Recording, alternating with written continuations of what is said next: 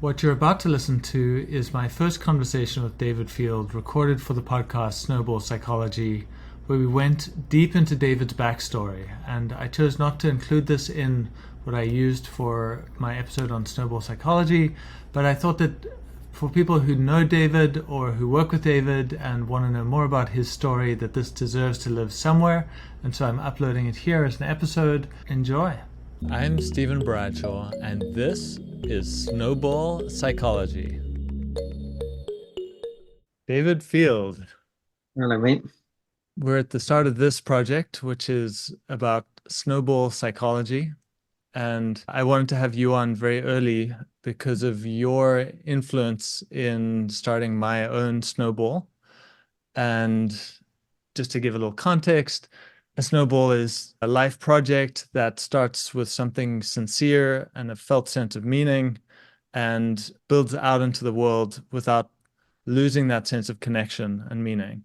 So I've gone through different phases in my life, and we happen to both meet up at a place of transition.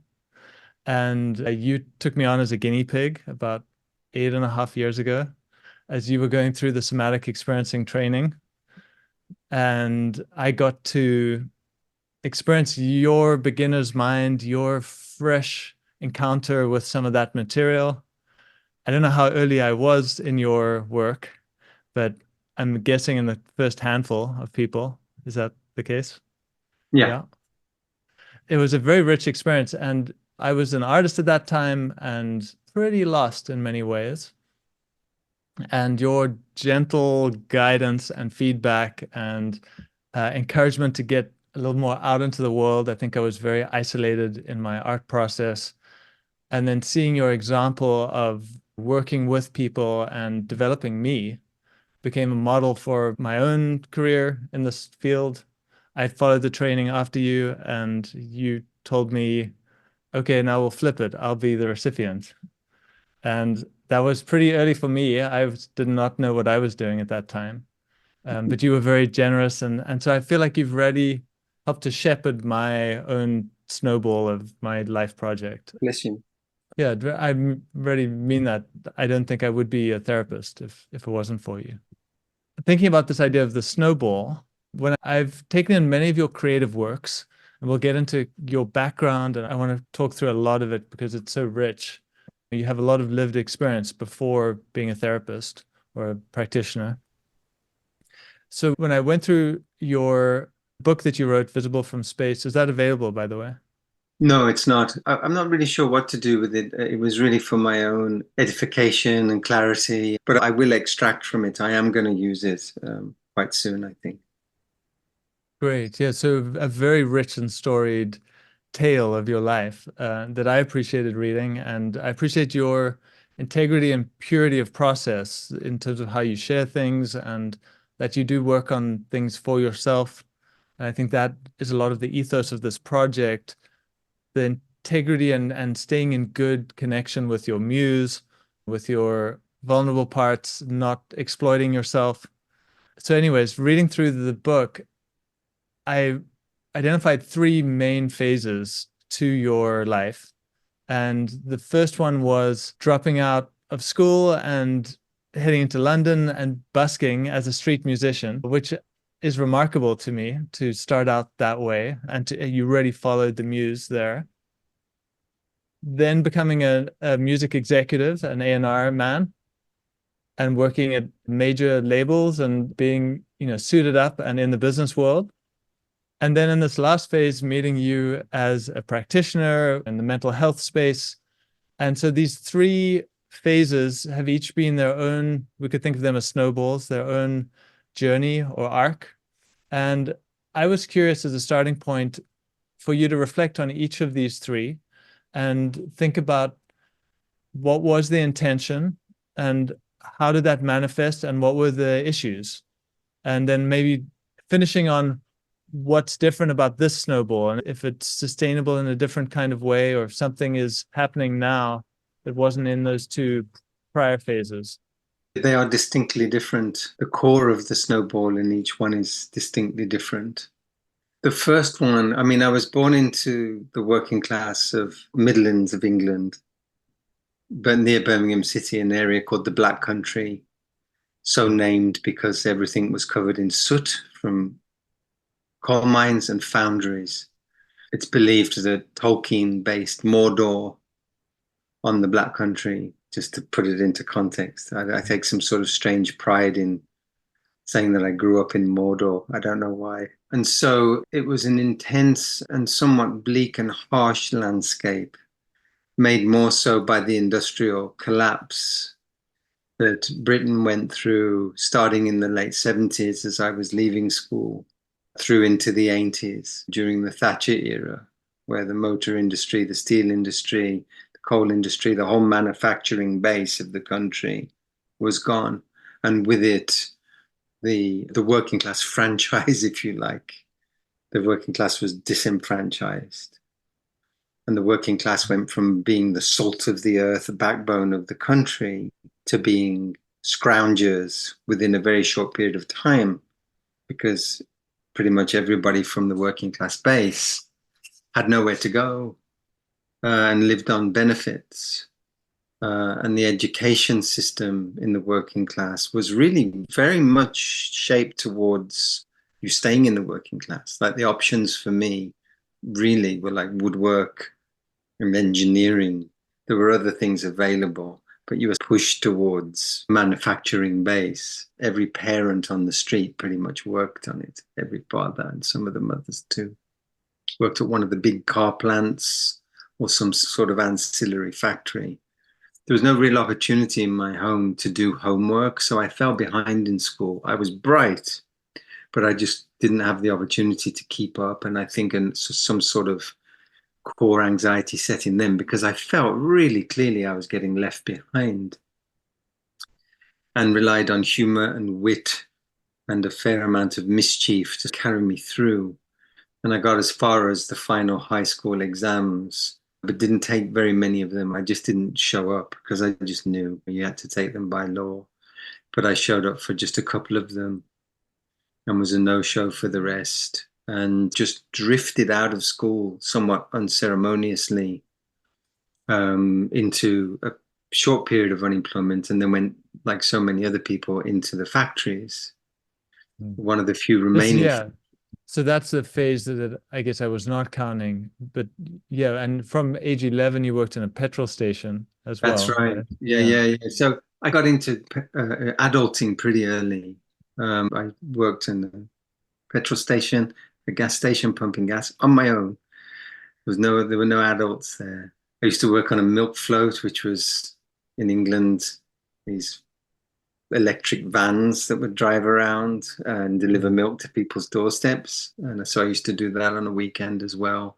And then a paper round like most other kids, and was buying my own clothes at the age of 11 or 12, just so I could buy the things that the other kids were wearing. But I think I missed out on quite an important part of childhood because I was working on a lot of the weekends.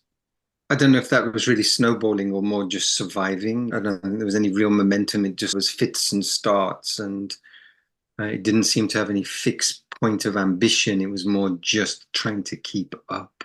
And so I left school, worked in a factory. It was desperate. It was a windowless, extraordinarily noisy. You could barely hold a thought in your head because of the sound of the presses and other machinery just pounding. There were people in there that had been there their whole lives, 20, 30, 40 years. There's some of the women that were in their 70s that had been there since they were 14 and working on the same machines their whole lives and not much daylight. And I would, especially during the winter months, it would be dark when I walked to the factory and dark when I left. And I would just very quietly weep to myself as I was walking to work and when I left. Just the desperation, the nothingness of it, sitting at a machine all day, doing piecework, which is where you're just doing it's numerical and you're supposed to do 1,000 or 2,000 repetitions of the same movement to make your numbers, which are counted sort of analog, but it was a digital reader. And that's what you did. And it was mind numbing. And I'd always been interested in music and wanted to be a musician. And I think was fairly disassociative as a kid. I always felt like I was on the outside looking in. There was quite a lot of emotional and physical violence in my home. And I think now, knowing what I know, I was pretty disassociative and I had real problems sleeping. So there was fatigue as well, sleep deprivation. And when I used to watch the music show in England, Top of the Pops, it was like a religious experience for kids to watch Top of the Pops. And it was where the bands of the day would play the song that was in the chart. I would see these artists performing. Bowie was probably one of the principal artists of the day. Brian Ferry and Roxy Music and other bands. But I would see these artists, and I thought, oh, that's I'm supposed to be there because they had this otherworldly, ascendant quality, and that seemed to resonate with the disassociative. Obviously, I didn't know all of this at the time, and so I just assumed, oh, that's what I'm supposed to be because clearly they didn't go to school. They're clearly like the rules of school did not apply to these people. You could tell by the way they dressed. And so I thought, okay, obviously I'm supposed to be in that strata. I want I want you to tell your story about the belt that you fashioned, since you're talking about that clothing even. was I was trying to emulate Tom Jones, who's still around as an entertainer, Welsh singer, been around since the 60s and had a bunch of hits about as recently as about 15 years ago, I think. He's a legend. And blimey, I was not even 10 yet. And there was a girl who lived a street away from ours, and she was 16, really beautiful. And I knew she was into Tom Jones. And I just wanted to get her attention, basically. I was, I think, 9 years. And so I had this idea. Tom Jones used to wear like flares and ruffled shirts and he was a sex symbol, like a blatant sex symbol, and used to wear these belts with these huge buckles. So I fashioned a belt out of a custard tin lid. The brand was Bird's Custard, and it was just powdered custard in a tin. And the lid was gold and round and about this big. And I managed to stick some string to the back, and I tied this custard tin lid around my shorts and just waited because she'd have to walk past our house to go down to the town. And she walked by, and I just stood there nonchalantly and was convinced she was going to see the Tom Jonesness in me. Yeah, so you had already a lot of this impetuosity or rascality, and you went for it, and your creativity was Oh, already big time, showing. Yeah. big time. The first I remember asking my elementary school teacher to come to her house on a date. I was 7 years old. And I asked her if I could have a word with her in private. And I took her outside the classroom and I said, would you like to come to our house for tea?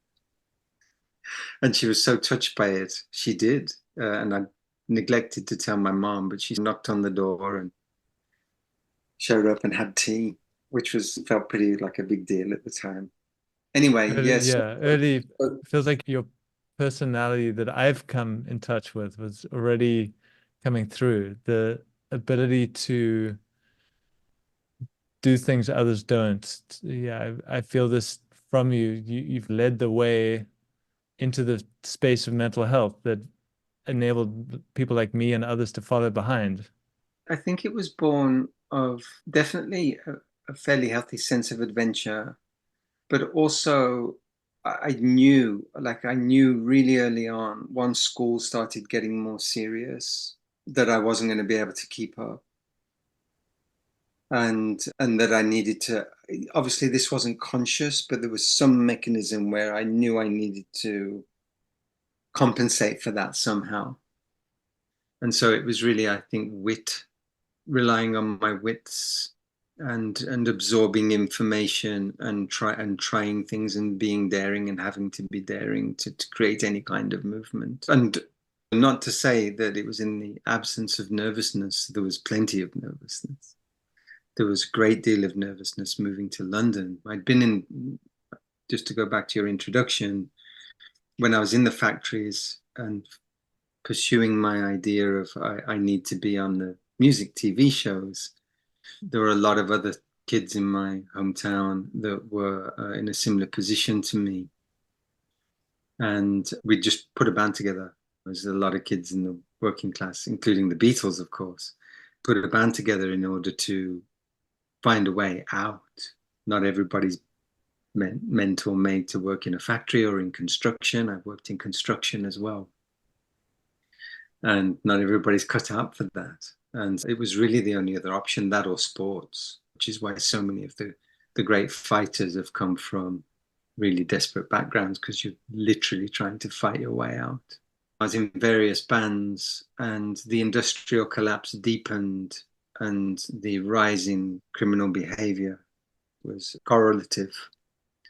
And pretty much everybody in my peer group as a kid drifted into crime, largely drugs and robbery and stuff like that. And I could feel like the desperation and the probability.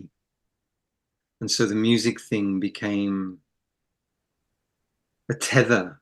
And it also took me out of circulation, because we were rehearsing as a band in my friend's garage, and I was singing at the time in the band. And it kept me out of the other trajectory of the nighttime, where everybody else was going the criminal route. And of my peer group, I was amongst a very small minority that didn't have a criminal record by the time, 17, 18, 19. And a lot of my very close friends went to jail because young offenders, and then as adult offenders. Various bands came and went, and then I ended up being able to afford to buy a saxophone. I got injured in a road accident when I was 17 by a careless driver, which took me out. And I was in hospital for some time with significant leg injuries. And it took me out for really more than a year. And there was a compensation payout from that.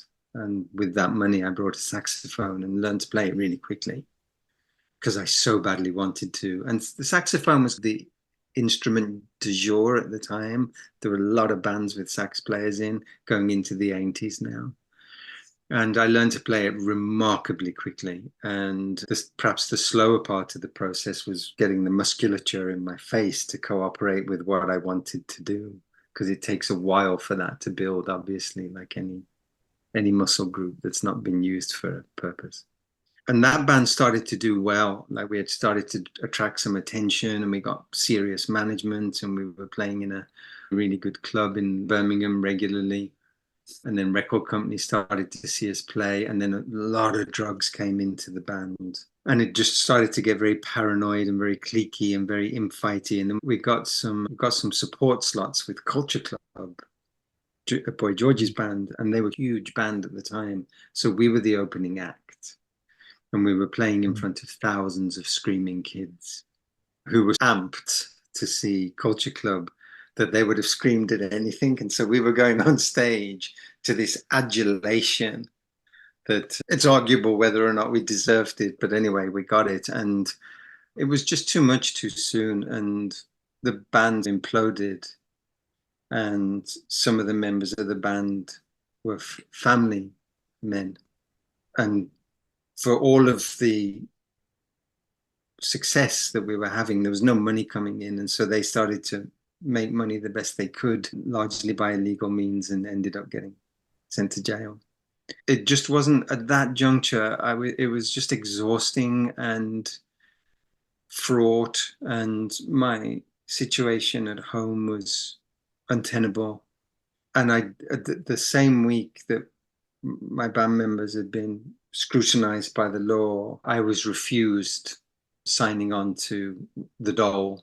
There's a piece of paper that you have to sign to apply for the dole, for a welfare check called a UB40, which is where the band get its name from. Did not And know that. yeah, so their first album, the first UB40 album, is called Signing Off, because when they got the record deal, they were able to sign off the dole. So I had no way of making any money. My band had just fragmented. And I felt the tension. I felt the tension of the gravitational pull towards criminality through desperation. And so the snowball moving to London definitely was a romantic idea. I'd never been. And it was this, I just knew it was where musicians were. I was a pretty good saxophone player. And I had this naive idea that I'd be there about a week before somebody heard about this saxophone player playing on the street, and I'd get invited into a band and then probably invited to stay on somebody's couch and etc. How And much so, money did you have in your pocket? oh, equivalent of about $30. Hmm. And a friend of mine was managing a German rock band, and he had a flat in North London, Finchley Road. It's a tube stop heading north. And he said, crash on the couch. And so I did that for a little while. And then that fragmented and the band got dropped and it was really chaotic. They were signed to EMI. And then I was just busking and I was able to sign on to the Dole in London using that address. And so I was signing on the Dole, trying to help that him and that German rock band and playing my saxophone on the street. And it was an incredible time. I didn't have enough money to really buy. I lost a lot of weight. Couldn't really afford to buy food. And And um, you were sometimes sleeping in by breaking into cars. Was yeah, that in did that fact, come a little later when you were there? it was within that time frame. Tell Cars that, weren't, yeah, tell that story. I feel it's a good one. cars weren't as sophisticated then. And I had a small Swiss Army knife that had this little, I still have it. I saw it the other day. And it had a little nail file blade with a blunt end that you could use as a flathead screwdriver. And you could stick it in the door of a Mini and it would just open, or a Ford Transit, which is a cargo van, and it would just open. And there weren't alarms back then. It wasn't sophisticated enough to start the ignition, but it would get you in the vehicle, and it was pretty decent shelter compared to no shelter. And one time I gained access to the cargo bay of a Ford Transit, like a delivery van. And you go into this deep rest but not sleep state, or no sleep deep rest, where you it's like sleeping with one eye open. You're just aware. And I was in the back of this van and I heard the door, the driver's door. There was a partition between the cargo bay and the cab, and I heard the door open and slam and the engine start, and we were in northwest London, West Hampstead, near Abbey Road, near the famous Beatles studio. And this van just drove and drove, and I was okay, I'm in it now, and watch London go by through the back windows without moving, just watching. And we ended up in diagonally the exact opposite corner of London in East Ham, which is a working class part of London, where very close to where West Ham Football Club comes from. And thankfully, he just got out, went to wherever he was going, and I got out and walked all the way back into London, over the Tower Bridge, past the Tower of London. It was the first time I'd seen that side of London, and was walking through the city of London, the financial district, and where all the civil servants are during morning rush hour. And at that time, civil servants would wear a uniform. It was a bowler hat, a black blazer, a shirt and tie, and really broad pinstripe trousers. And there was just this sea of thousands of men, different age groups, all wearing this exact same uniform, who either worked in the bank or in the civil service. And I was walking the opposite direction to them. It was and I was like zigzagging and just looking at all these people, and it was I didn't I wasn't widely read enough at the time to think of it as some sort of Orwellian scene, but now I do. But It's that a that remarkable image, you know. yeah, that uniformity is gone now. And you also describe the glow of light within pubs and feeling ex on Mm, the outside of all of that. I've had my own experiences in both London and New York without mm, much money as a traveler, mm, feeling outside of the contained spaces where good things were happening. mm. There's a real difference being on each side of those walls. Being in the cold is quite something. Yeah, it's probably a throwback to like some genetic memory of not having access to the campfire. But there's something, there aren't that many pubs left, and I don't drink anymore anyway. But back then, it was exactly what the name suggests, a public house. And people would congregate. And it was a leveler, a pub. There were levelers in the UK where you would go into a pub, and some of them were really very old. There are pubs still in London that Charles Dickens drank in. And you would go to a pub and there'd be like barristers and lawyers and judges and criminals and milkmen and foundry workers. And they'd all be just like in this mingle of this sort of strange momentary equality. And I'm tempted to say brotherhood, but they were really rough places as well quite often. And There was a sense of belonging if you were in. if you were in, but you were on the outside at that point. Yeah, Yeah. flat broke, yeah. And then, of course, the reality of my situation, I wouldn't say it was a homesickness, but it was definitely a sense of displacement.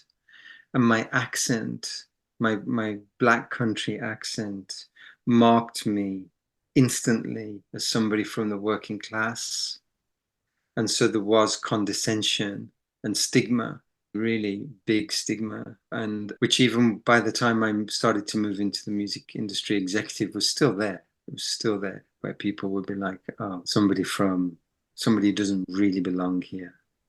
It Hmm. was definitely a stigma attached to Well, it.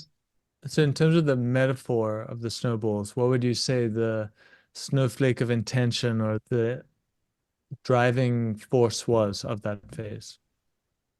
I would say definitely a flight response.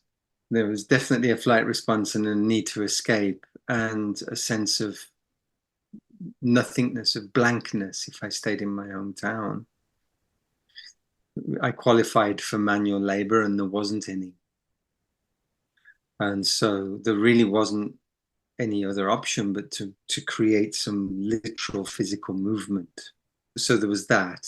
And then definitely romance and this absolute faith in my own ability as a musician.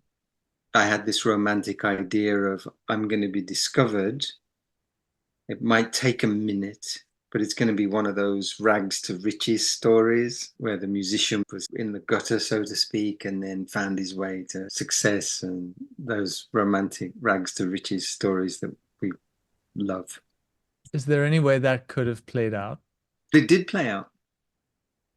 It did play out. As a musician, though, as I, I know I, we'll get to the transition in a sec, but was that dream set up to succeed, or do you think it couldn't have? I think if I'd known a bit more, I think if I'd known enough about like where the rehearsal studios were in London, where I could just rock up with my saxophone and listen to bands that were rehearsing and knock on doors and say, do you need a saxophone player? Can I jam with you?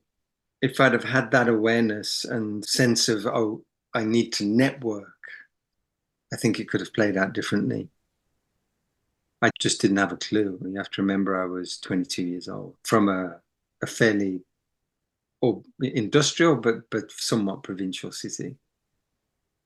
From the outside, it feels like a high authenticity, but maybe naive Oh, stance. for Yeah. sure. Naivete, yeah. Yeah, for sure. And had the naivete not been there, I don't think I would have ever gone. I would have just slogged it out in the Midlands and figured out a way of doing some job somewhere. Naivete in that regard served me because it was following a dream that wasn't, I call it the hope goggles. I had the hope goggles on, and you're willing to overlook the most desperate of circumstances, like sleeping in the back of vans when you've got the hope goggles on. The reality is there to be seen. I just didn't allow myself to see it. Yeah, a, a reality distortion field. I've heard that Yeah. phrase. It seems to have served you, and maybe it's a good transition into what happened there in London. But it seems to have worked out as you put yourself into these situations. I think so. All of these things are mixed blessings. I fell deeply in love with London during that time. Deeply. Some of the names were familiar to me because of the Monopoly board and, of course, the nighttime news.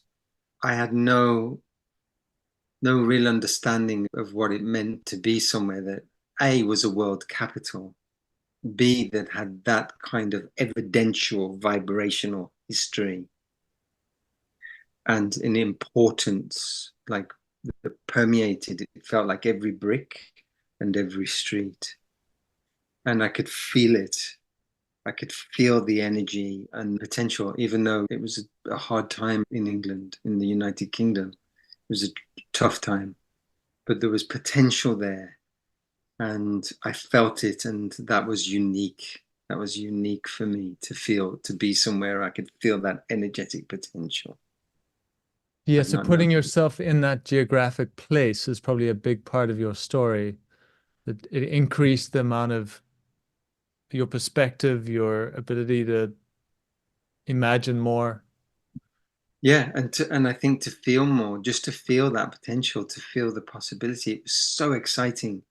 And I was not going to let it go. There was no way I was going back. No way. And so it was a genuine, passionate enthusiasm to find a way of staying there, which I think was another big factor in that particular snowball.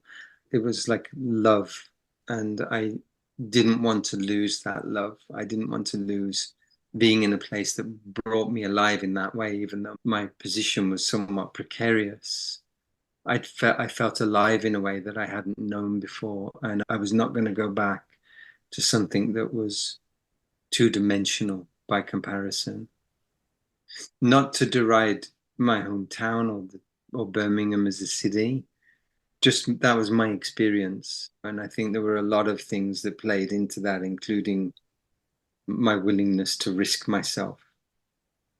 And somehow that was met energetically in London. I think something similar in New York as well. So should we get to the discovery that happened? Yeah, I was playing on the street, busking, which is a street musician. And I was playing a piece of music from I think the 1930s called the Harlem Nocturne. It's a famous sleazy kind of jazz piece and much favored by strippers. And somebody stopped, a gentleman, a besuited gentleman stopped, and we talked about music for a while. Put some money in my case and left. And some weeks later, long story short, tracked me down. We met again. We met at a cafe, and he explained to me that he'd been in England meeting with music executives with a view to opening a Warner Brothers office, an American Warner Brothers office in London. It was one of the Warner Brothers labels called Elektra Records. And that he'd met several people, and basically nobody had made as big an impression on him as I did. And so would I be interested? And the first question I asked was, does that mean I would need to work in an office? Because in the working class, if you leave the factory floor or you leave the actual construction site and go and work in the office, you've crossed a line. And somehow that was ingrained in me, and it was like, yeah. And I was hesitant. And I was also hesitant because I think intuitively I knew I had this strong sense that my musician path would probably come to an end. And he said, look, come to New York, meet everybody. We're just getting the label started again. Come to an A&R meeting, etc., and see. And I'd never been abroad. I had to scramble to get a passport. And at the time, I had a silver photographer's case, a steel one, those heavy steel cases used to keep cameras in. I had a cheap Walkman, pseudo Walkman, a bunch of cassettes, and very little else. I didn't have a bank account. I didn't have a passport. I didn't have an address. How many pairs of clothes? one. I was still wearing the same jacket that I wore in the factory, and it was still soaked in machine oil. It was like an off-green Harrington cut jacket, and it looked really tortured and interesting. It reeked of factories, and it was just saturated in machine oil and something that we used to call suds. And suds is both a lubricant and a cooling agent when you're doing high-speed drilling through metal or die cutting, and it would just splash everywhere. And so this jacket was just saturated with dried in suds that were dried a kind of a grimy color. And I was still wearing that same jacket. And so I scrambled, and about 2, 3 weeks later, I was in Manhattan. What do you think that besuited gentleman saw in you? We talked about it after some time later, and it was that I had committed. There's a quote by a jazz musician, Don Cherry, Eagle Eye Cherry, and Nenny Cherry's father, or late father. And there's a quote from him, and he said, "I realized early on I would either live or die by the trumpet." And I think it was that he sensed that this was it for me. It was You were either all going to, in. yeah, I was all in. It was either going to be musical or death. And he sensed that, and he sensed that I understood really early on, having grown up in a fairly bleak environment, the transformative power of music. And I would see it was like a metamorphosis, or like some alchemy was taking place where people would be grumpy and in pain and weary and short-tempered and unavailable. And then a song would come on the radio, and it would be like people would all of a sudden this switch had been flipped, and they'd be singing along to that song. The Kinks or the Stones or the Beatles or Shirley Bassey, or whatever it might have been, Dusty Springfield. It was just this power, this transformative power, where a world suddenly became high def and rich with color. Prior to that moment, it felt like a negative space. And then there'd be this, Simon and Garfunkel, Bridge Over Troubled Water, and there'd just be this, and everybody was like compelled to sing along with the tragi poetic chorus, the heroic "I'll be there for you" type So rallying cry. you must have been very energetically interesting to him. There must have been a lot of passion at that age. Yeah, for sure. Yeah, there was an animation, I'm sure, but for sure I wouldn't have been trying. I wouldn't have been efforting. I would have just been Mm. speaking about something that meant a lot to me. So I wouldn't have seen, oh, here's an opportunity, or any. It would have just been, this person seems interested in something that is essentially me, that I I, am w aligned. I wonder if he was jaded by business types and there was something fresh in someone not of that world. It was probably one of the sexiest jobs in the world at the time. There was the CD boom, the MTV boom, and everybody wanted to be an A&R man. And so there were a lot of chances and a lot of posers and a lot of very pretentious and overly ambitious people drawn to it, that didn't really understand creativity or the creative process. They just wanted to be near it.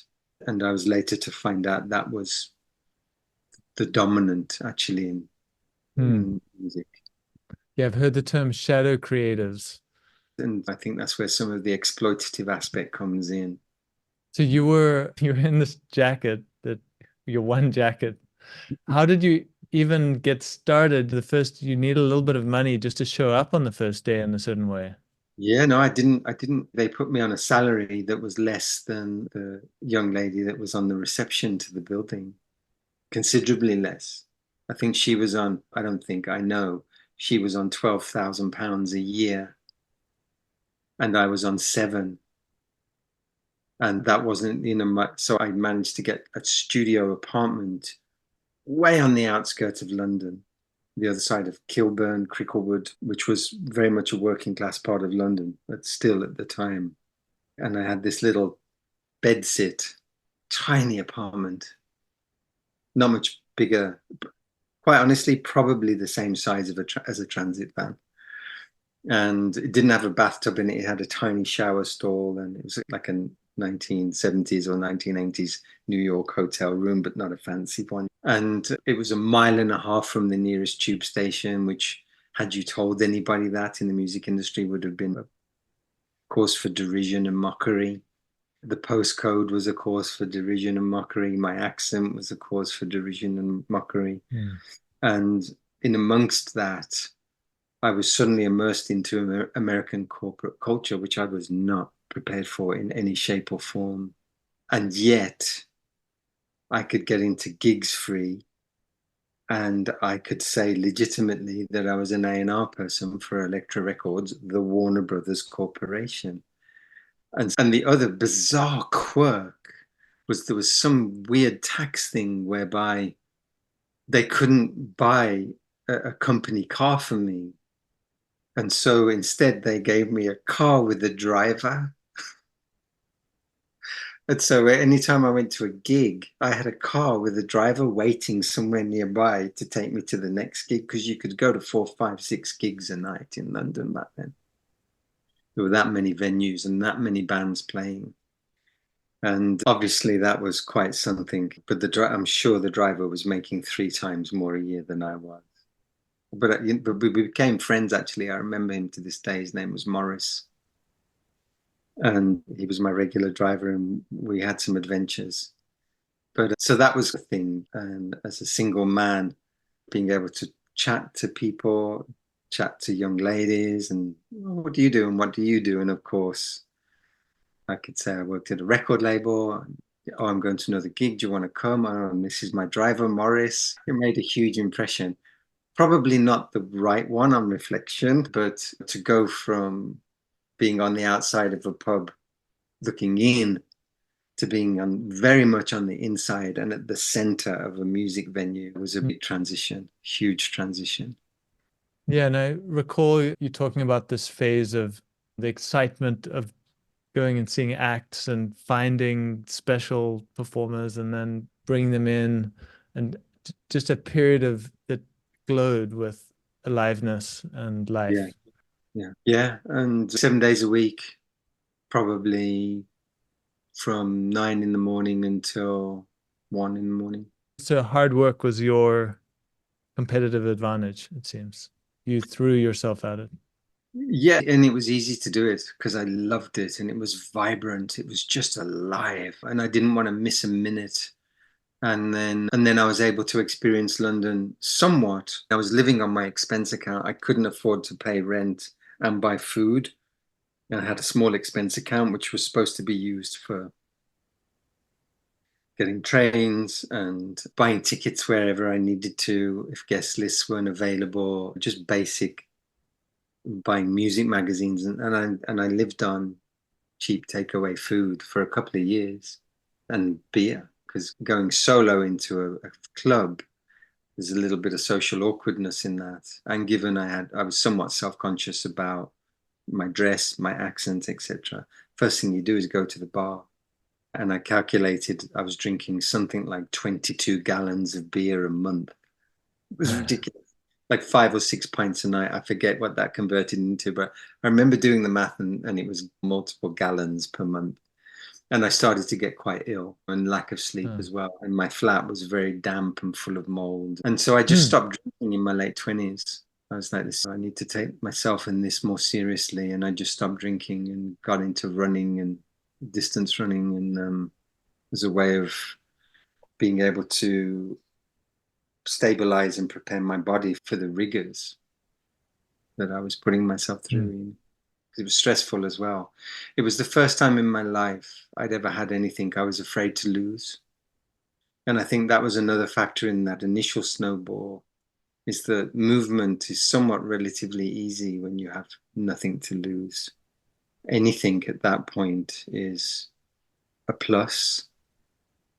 If you're nowhere with nothing, any movement is going to be met with enthusiasm, not trepidation.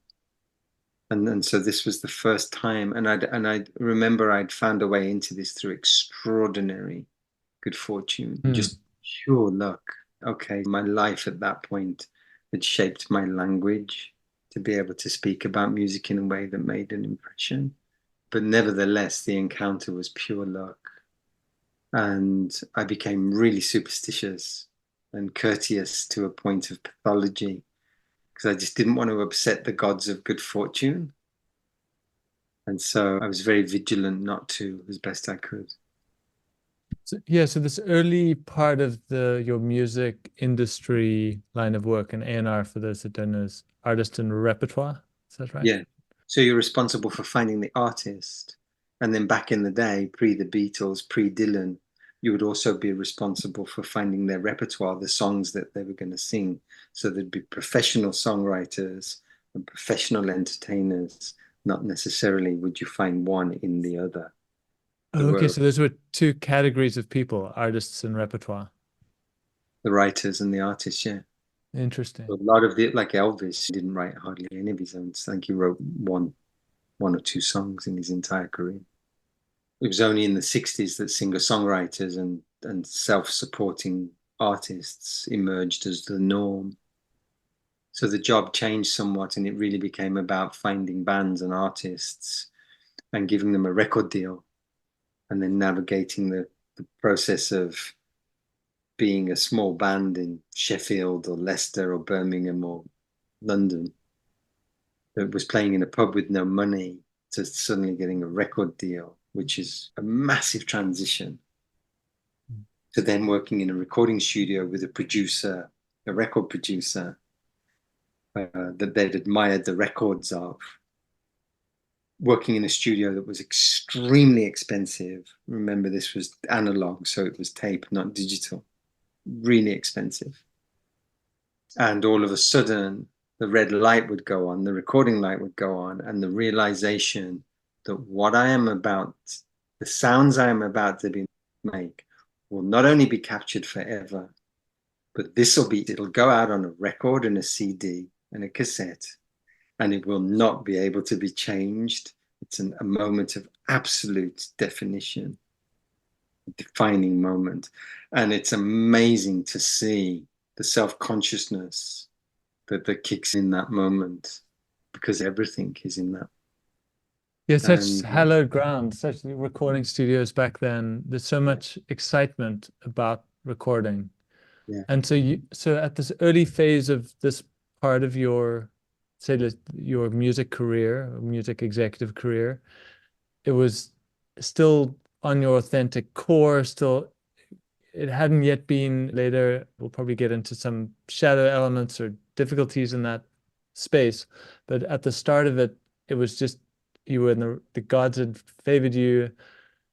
You were where you were meant to be.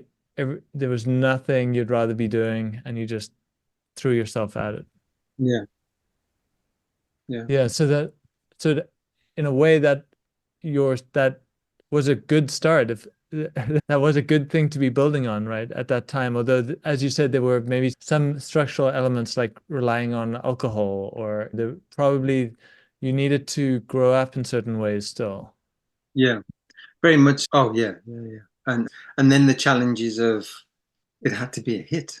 It's one thing to go and find a band, and then you navigate through that recording process and the transition and the extraordinary shift in consciousness that's required.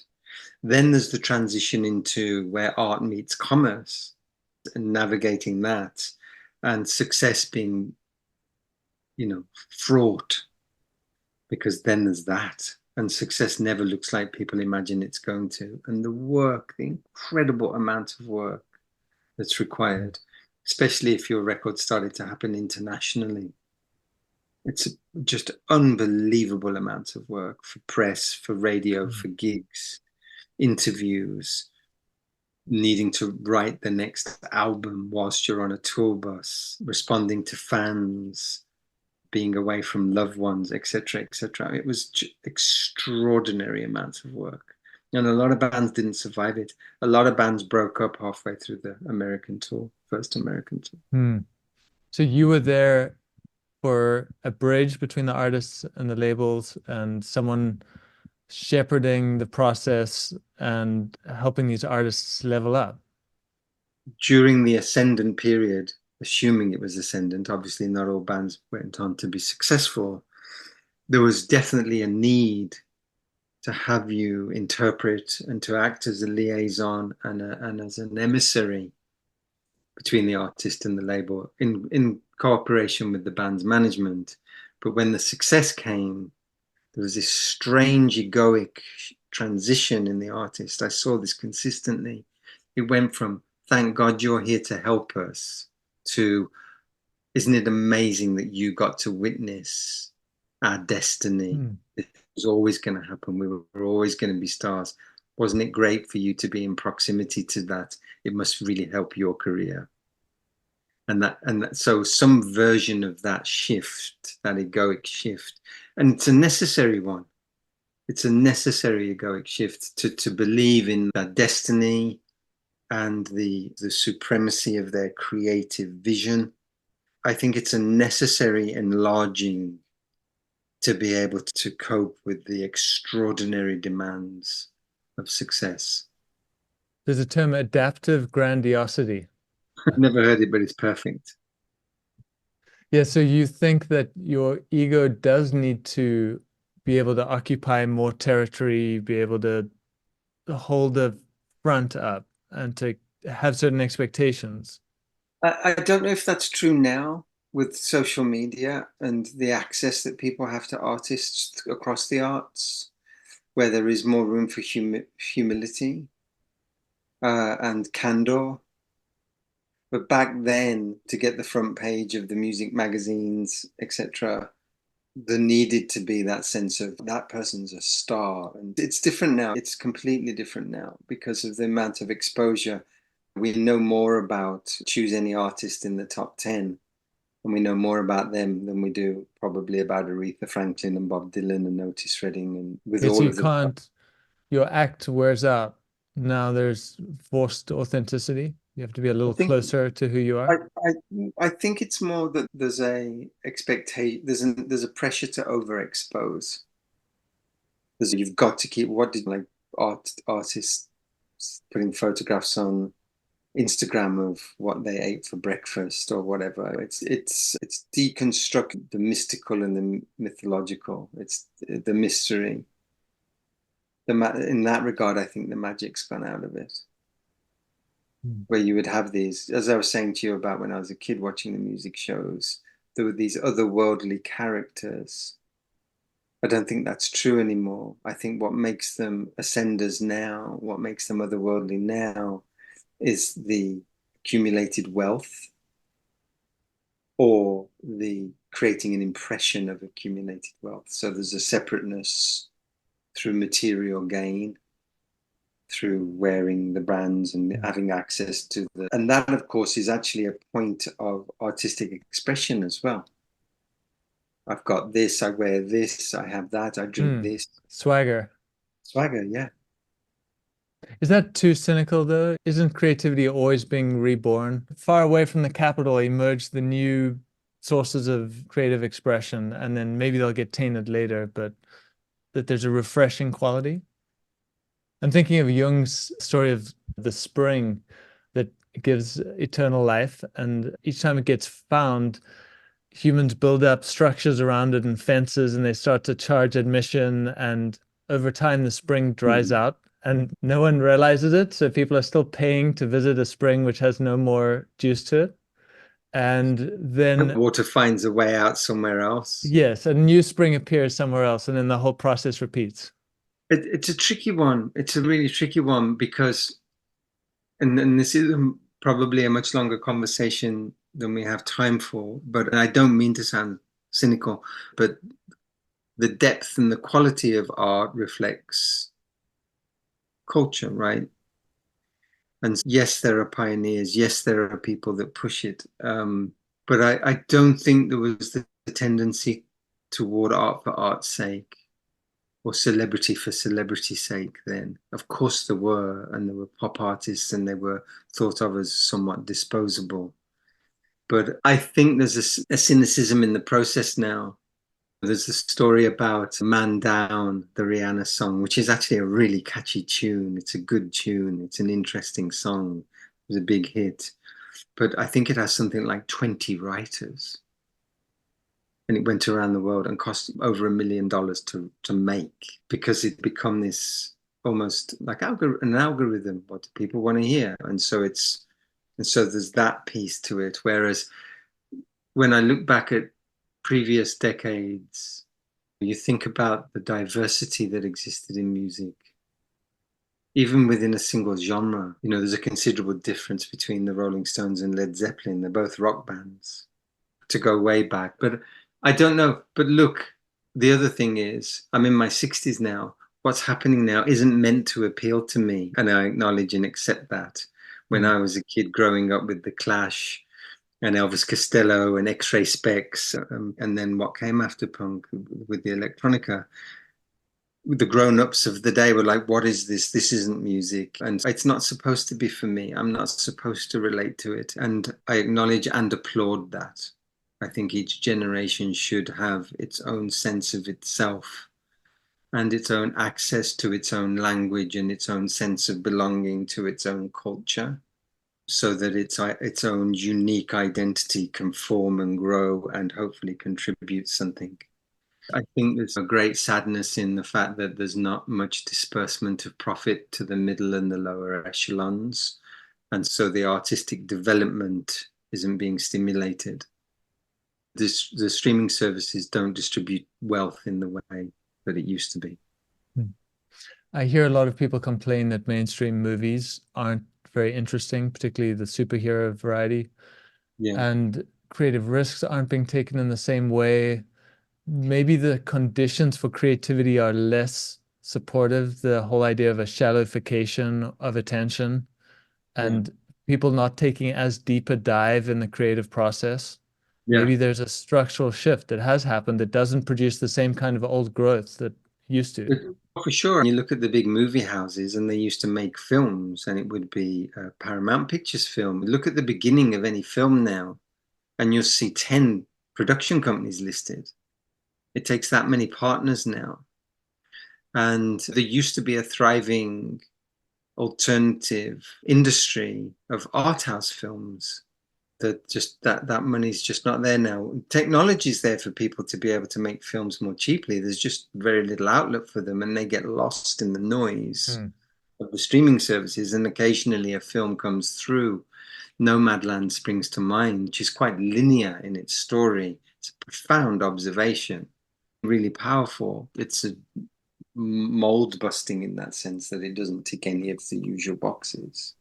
There've been other films since, but they're still out there, and the response to them, the response to anything that has integrity or depth, you can see there's still a hunger for it. But I'm also acutely aware that some people just need to escape. Like I was never into pop music as a kid, as a music lover, or as a professional. I always worked with artists that had some sort of left of center quirk and uniqueness.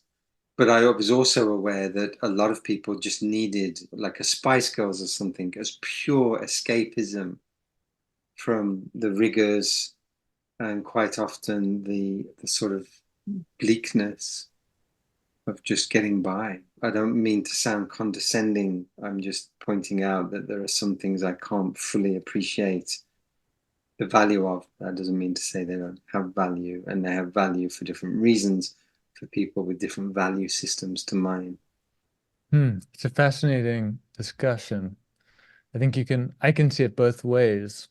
Circling back to, so you were talking about the pressures of making a hit, and so it sounds like the job just became more and more intense for you in terms of the actual experience of taking artists into the limelight.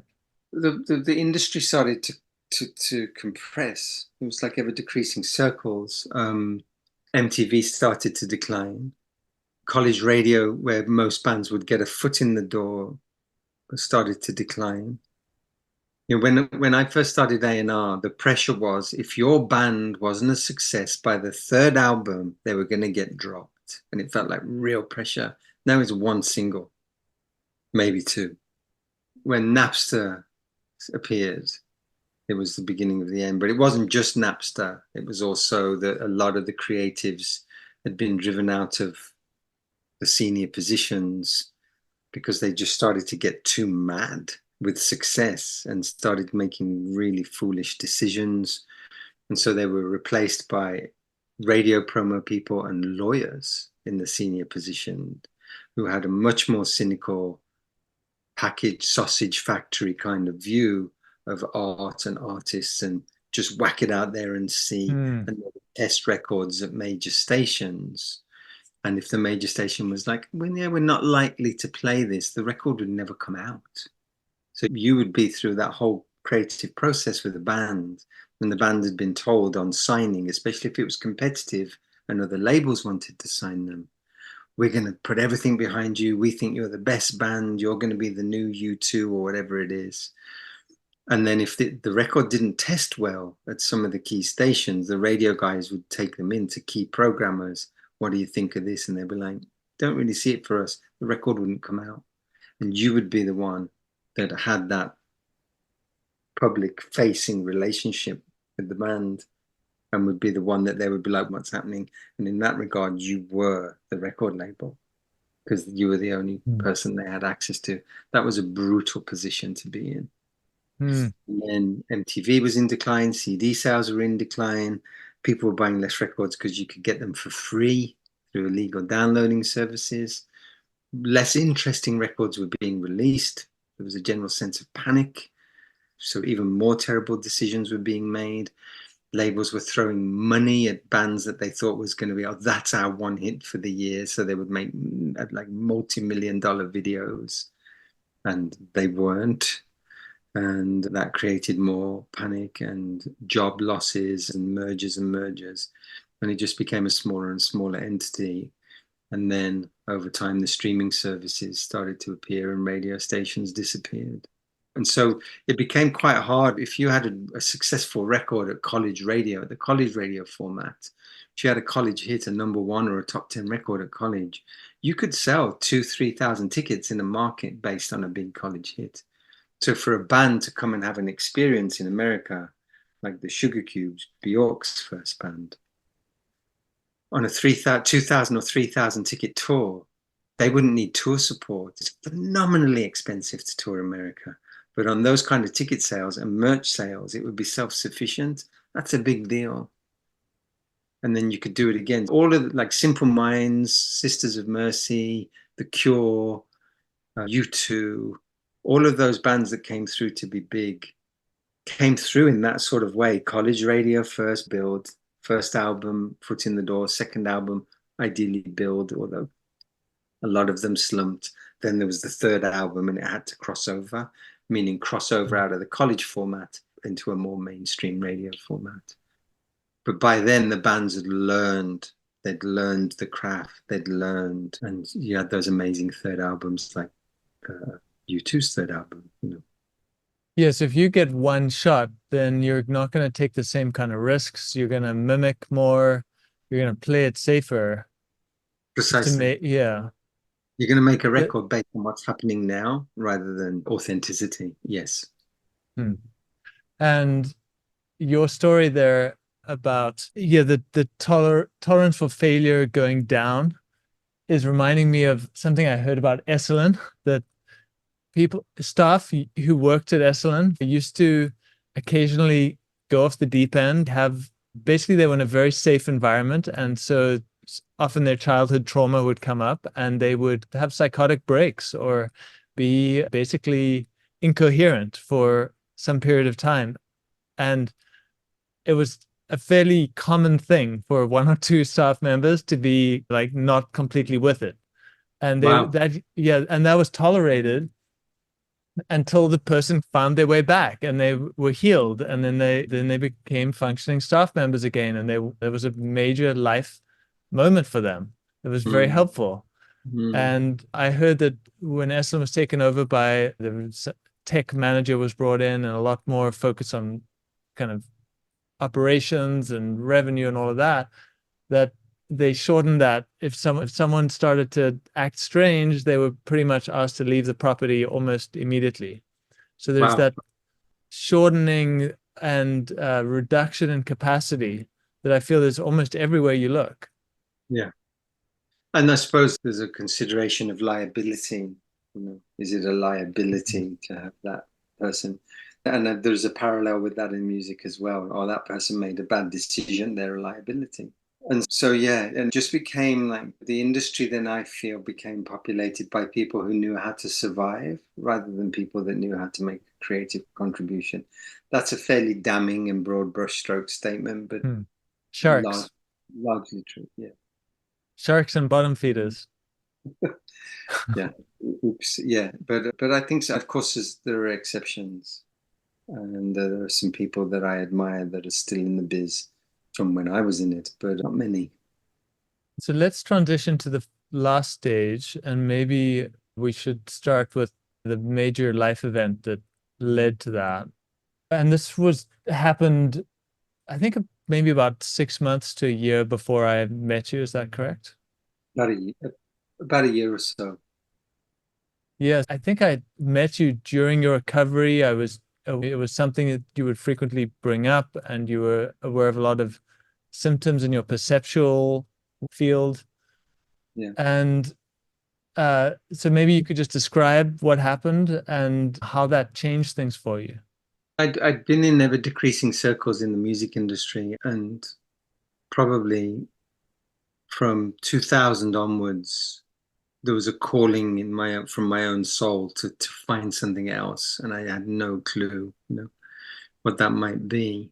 But I knew I needed to find something, and was not able to respond to that call. And then there was no jobs available for somebody at my executive level in the USA anymore. I ended up very reluctantly going back to England in 2001, having lived in California for many years and New York before that.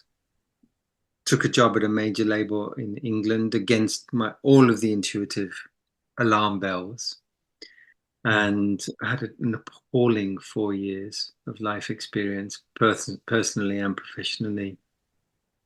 Came out of that in a state of disarray, started my own label with friends.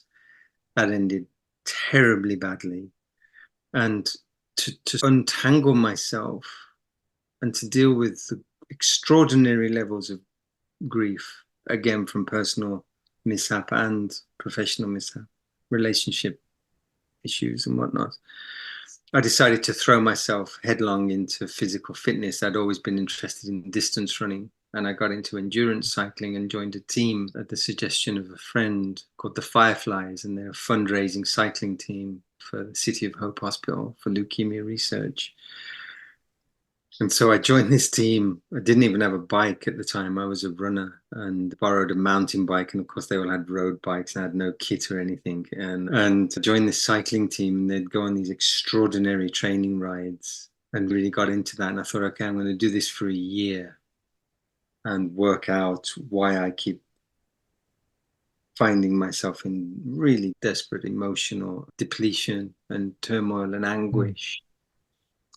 And that 1 year out turned into 2 years out, and I'd gone from being moderately fit to extremely fit, and was fitter than some of the riders on the team that were 10, 15, 20 years my junior. I was approaching 50 at the Mm. time. And it turned into something quite egoic. And I was really identifying with this sort of fittest 50-year-old kind of image. We were cycling across the Alps in 6 days type rides. And as I was approaching my 50th birthday, I was with Chloe, my beloved partner of now 14 years at the time. Mm. And I said to her, I need to stop doing this. It's turned into something that doesn't feel altogether healthy anymore. And I was living again in Los Angeles at the time, and the aggression towards cyclists on the roads was palpable. And I'd had a couple of near misses. I was approaching my 50th birthday, and I said to Chloe, I think this Friday's ride will be my last training ride in the early mornings. Something doesn't feel right to me. And I went out on the training ride, and we'd done a couple of really steep hills up in the Pacific Palisades and off the PCH, Latigo Canyon, and things like that. And we got to the bottom of the hill and I was like, come on, let's do it one more time. And we did. And we were on the descent, which was steep and quite fast on a residential road. And I stayed at the back because I'd had some first aid training and I didn't talk about it, but I carried a first aid kit in my shirt in case anybody took a spill. So I'd always come down last. And the team went through this narrow gap between cars and dumpsters. And this car just pulled out. He got tired of waiting and drove straight towards me. And it was either a head-on collision, try and fit through the narrow gap between the dumpster and the car, or hit the dumpster. And so I dove off the bike, and as I was diving off, the car clipped me, and I span through the air and then hit the ground pretty hard and slid partly beneath the dumpster. Mm. And I had a head injury and broke my shoulder, broke my clavicle, and had a skull injury and a brain injury. And I didn't have health insurance at the time because it was pre-Obamacare. And because I'd been knocked off I had that road accident when I was Mm. 17, I was considered high risk and couldn't get health insurance. It's a two bike accidents. I noticed that in your story, and they Yeah. segment Both your with life. careless Yeah. drivers. Yeah. Yeah. Ah. And so I was taken to UCLA, and the first day was $85,000 in the head trauma unit. And then they dispatched me. I kept saying I don't have insurance. And they dispatched me and said, you need to go to City Hospital. So they discharged me without diagnosis. And I called City Hospital. And they said, oh, it's a 72-hour wait. You'll have to come in and be reprocessed and come in as walking wounded. And the nurse at UCLA said to me as I was leaving, I think your clavicle's broken and you may have some other broken bones. You need to, go to hospital. And I was like, I'm not going for 72 hours. And I was really confused. I had a very serious concussion. And I thought, fuck it, I just won't go. And I sat on the couch. And then everybody was like, you need to go to hospital. And the teams rallied round, the bike team, the Fireflies. And one of the riders said, we need to get you to a surgeon. And they organized for me to get x-rayed at St. John's in Santa Monica. And they were like, yeah, your clavicle's in 9 pieces. So I had titanium plates put in. That was 25 grand. And it just amounted to hundreds of Mm. thousands of dollars in the end. And then Obamacare did come in, but my co-pays and deductibles every year for the following 3 years were like 25, 30 grand. And it ended up being something like $250,000. And because I couldn't work, because I was in a state of post-traumatic stress, post-concussion syndrome, I'd had a bleed on my parietal, my optic nerve was damaged. I was in a massive amount of pain. I'd gone from an incredible amount of activity to sedentary overnight, which is a shock to the system. I was hallucinating. I truly believed that I was in some Bardo state, that I was in some replica reality, that I needed to find a way of breaking through back to the reality that I was previously in. And I was afraid to talk to anybody about that. But for more than a year, it was my secret, and I couldn't sleep. I couldn't lie down. It was too painful for me to lie down. And I'd probably average somewhere between 2 and 3 hours sleep a night in broken Mm. intervals. So the sleep deprivation was extraordinary. And there was sometimes quite almost like low dose psilocybin type visual interference Mm. and this sense of being in this dreamlike state. And anyway, I had the surgery, and because the true damage to my brain hadn't been properly diagnosed, I didn't pay too much attention to it. And they gave me the surgery was long, 6 hours. And it was probably too long for me to be out with the kind of head injury that I had. And then they gave me opioids because I had now a titanium plate where my clavicle used to be. And then they gave me more opioids to take home, and they discharged me after the surgery. And I took the opioids and my brain was like enough, and I slipped into a deep unconsciousness and Mm. A coma, basically. yeah, Yeah, for how long? for a day. And then I Mm. came and now in and out and in and out to different levels of what we think of as consciousness. And so this altered state of consciousness was there for months and profoundly for weeks. I like Um, the image that you have in your book of the deck of cards with all the characters you've played, like the yeah, music executive and the street yeah. musician. The Yeah. different personas that I'd been able to manifest, and I saw them separate out.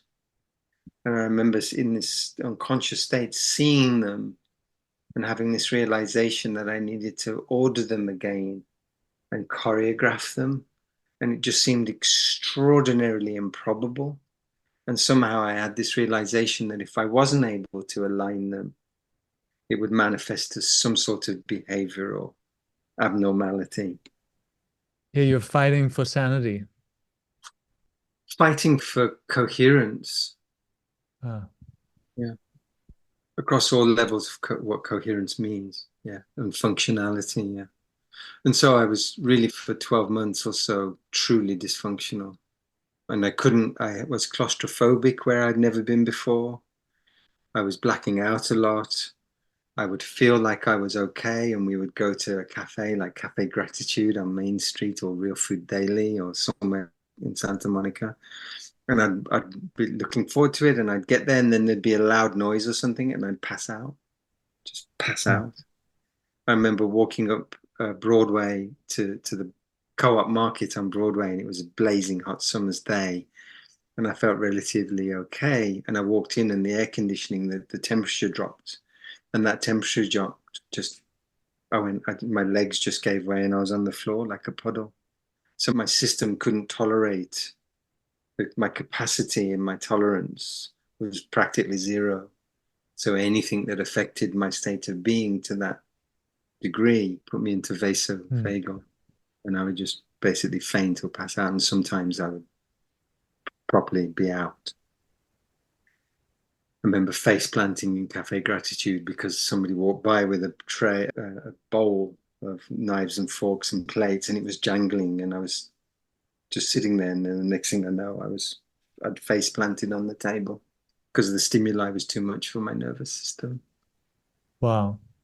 So then you became the recipient of somatic services, and then that led to understanding the value of that type of work. Does that Yeah, sound accurate? yeah, Yeah. yeah. It was. I'd had a few therapies, and it was the only one that I was like, oh, it just made absolute sense. And I felt an immediate expansion. I felt an immediate move out of contraction and self-protection and rigidity. And I was pinging between rigidity and chaos.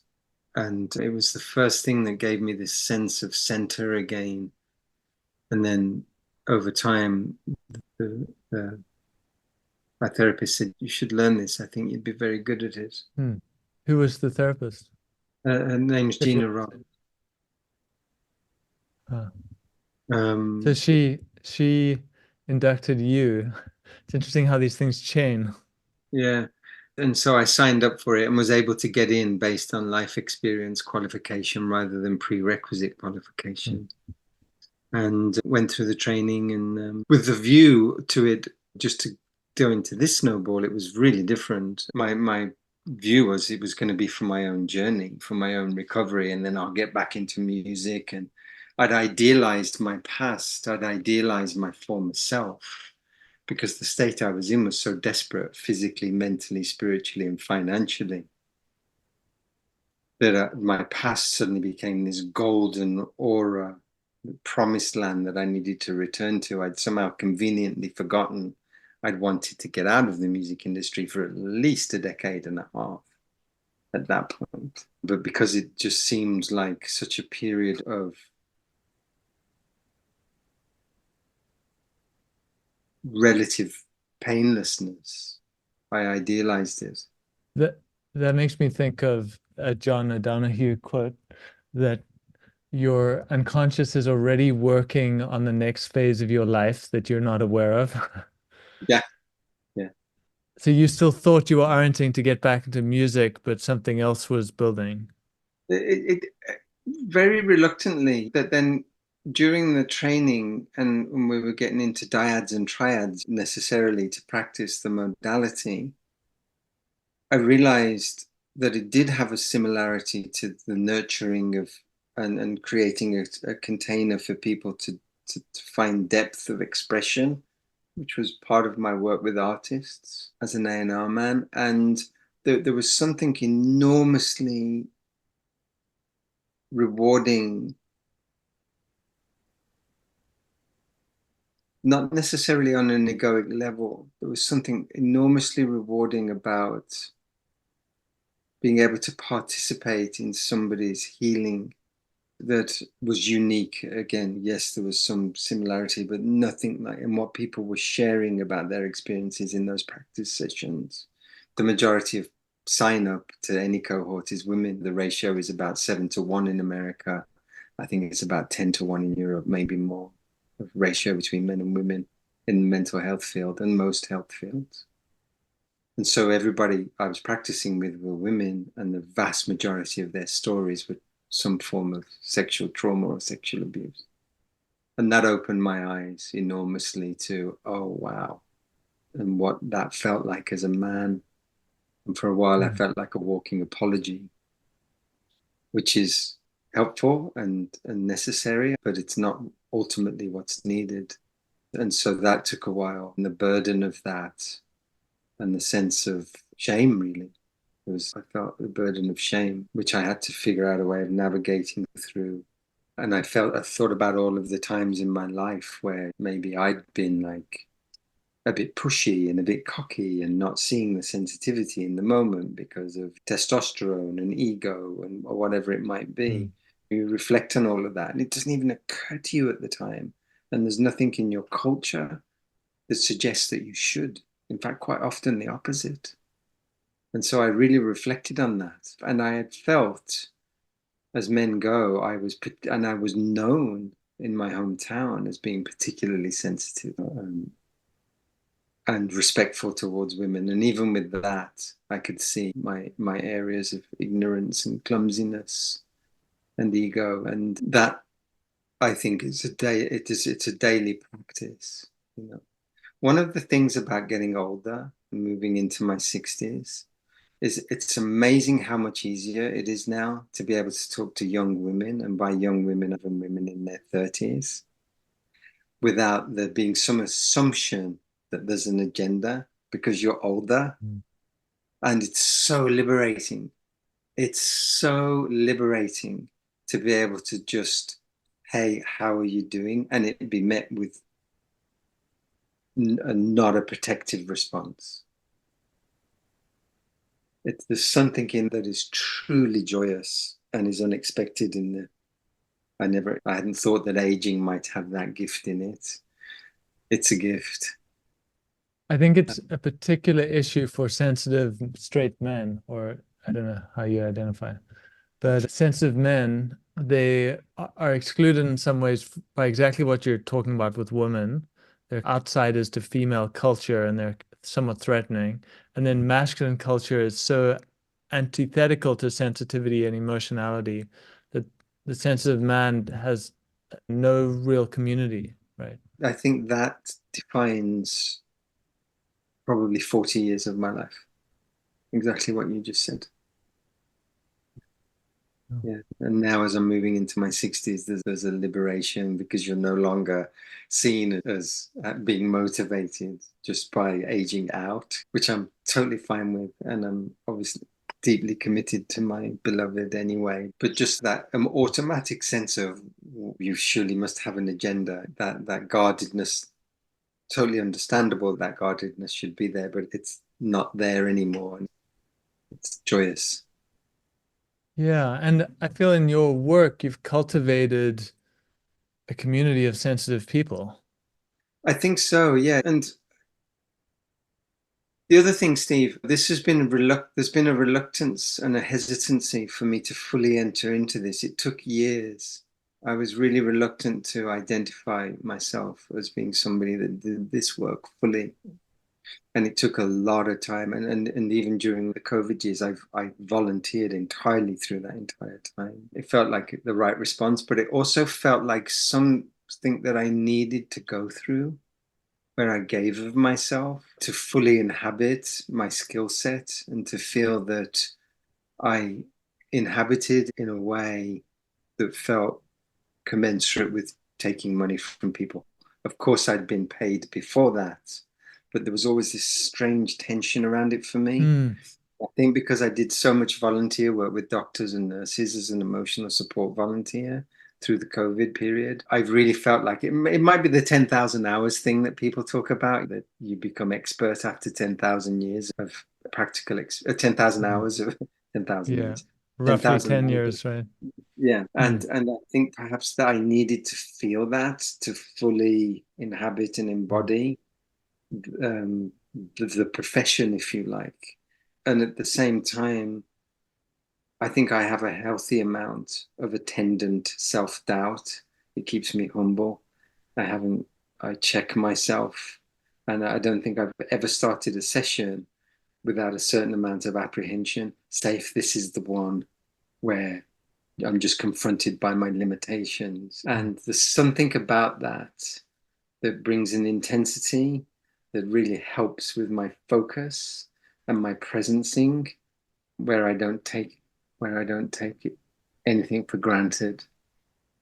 So I think that it's a healthy doubt, and it's keeping me grounded. Whereas I can't, with all honesty, say I ever had that before. Certainly not in my music career. I think I veered more towards not necessarily arrogance, but a sense of, not necessarily arrogance, but a sense of this is my domain. I am a creature of this realm. Yes, And so there's a healthy respect for the work and humility that is an anchor for you. and there are so many modalities now. There's always something new to learn as well, which is, oh, wow, okay. And it's quite often the thing that you're learning isn't something that had occurred to you before. And with every new, oh, yeah, there's that whole thing, like attachment theory, there's that whole thing, and that whole lens through looking at developmental issues, amongst others, just the nervous system lens. So there's that But as well. I imagine your working class background, being in the music industry where money corrupted the creative process in different ways, that there might be some imprinting of monetary success being detrimental to health and vitality and creativity. Yeah, very much, very much. The health part, especially access to decent food. I grew up with food poverty. And my mom had this strange thing around drinking and not drinking too much, because it means you'd have to get up a lot at night to use the bathroom and wake the whole house up, because it was a really small house, two up, two down, two rooms upstairs, two rooms downstairs. And so don't drink too. So I'm pretty sure I went through my entire childhood seriously dehydrated. And malnourishment was a thing. There was social welfare organizations that used to give out these little brown bottles of intense orange juice concentrate because kids weren't getting enough vitamin C, Hmm. that were dispensed to go to the welfare office to get these little food supplements, quality of food, and processed. It was all processed food. So yeah, there was, I think at some point, there's a sense of there are universal aspects to suffering. They may manifest in different ways. In the actual events, they may show up in different forms, but the behavioral consequences and the systemic consequences start to look a little bit like, oh, okay, you can relate it to your own experience. I can. Hmm. What would you, And s- go on. sorry, Karen? I was going to say, there aren't many weeks that go by where I don't hear myself say something to a client that I myself need to actually hear, if only as a reminder, because we forget. Hmm. What would you say is at the core of your current snowball? What is it about? What are you doing? It's shifted a little bit, and it's shifted when I had that near-death experience with the head injury, and it's crystallizing as I'm getting older. And I think now it's orientated towards without trying to define it in any specific way, but just acknowledging and being aware that all of our work essentially is about a spiritual journey. We may be dealing with psychological, physiological, emotional issues, but I think what I see as this container, this responsibility, is more orientated towards, can we get to the point of transition, death, whether that happens suddenly through misadventure or misfortune or in the natural course of events? Can we reach that point of transition with a familiarity with our own authenticity, even a glimpse of it, free of the burdens of the things that we had to become because of the things that we've suffered, free of adaptation, free of coping mechanism?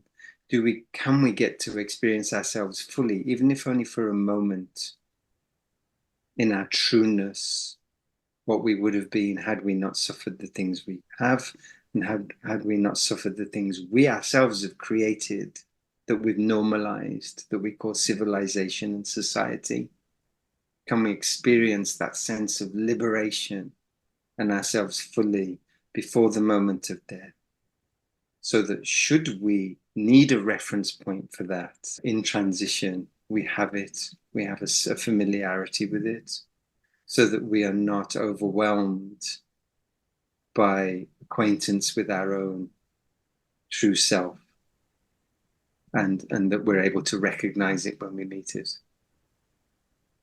And so I'd say that has become something that has formed some sort of impetus for me, but peripherally, I very rarely actually name it, but I'm aware that I'm trying to identify that authentic, pure, innocent, maybe even naive aspect to everybody that I work with. And then it just becomes a question of what is blocking them from being more fully acquainted with that part of who they are, if that makes sense. It does, and I appreciate you putting words to it here. And it does seem like healing and spirituality are just different language systems for the same process. That um, as the healing journey continues, it becomes more spiritual in nature. And what you was speaking about there made me think of Lao Tzu's line, "A man who experiences the Tao in the morning can die contentedly in the Mm-hmm. afternoon." Right. Right. Yeah. Exactly.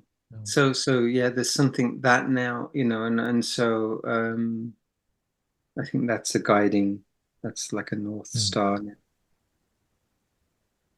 Yeah, no, I've felt it in our work. I think that's what's remarkable, that 1 hour of therapy a week or whatever cadence one's on, it's not a lot. It's remarkable that can actually change a life. Yeah. And so I think we have to call on these very big forces in order to do that. There has to be a reference point for something larger than ourselves, even if it's only the mystery, even if it's only the infinite or the vastness of space, because it gives us the largest possible context to place our own experience in. And that doesn't mean to suggest that we're deliberately making ourselves small or inconsequential, but more that we belong to it, that we are a part of it, that we are literally manifest from it. And that sense of belonging, if you can let it in, does tend to contextualize that all our experiences, the difficult ones and the beautiful ones, exist beneath an infinite sky. It's an Mm. absolute truth. Can we let Yeah, that in? I've experienced you as a village elder, or the like a Native American wise man, or someone who just was ahead of me in the journey and could point to some things, and it feels like that role fits you well. So I appreciate you for that, for holding that space for me. Thank you. Thank you, Steve. It's been a privilege. Great. Should we wrap?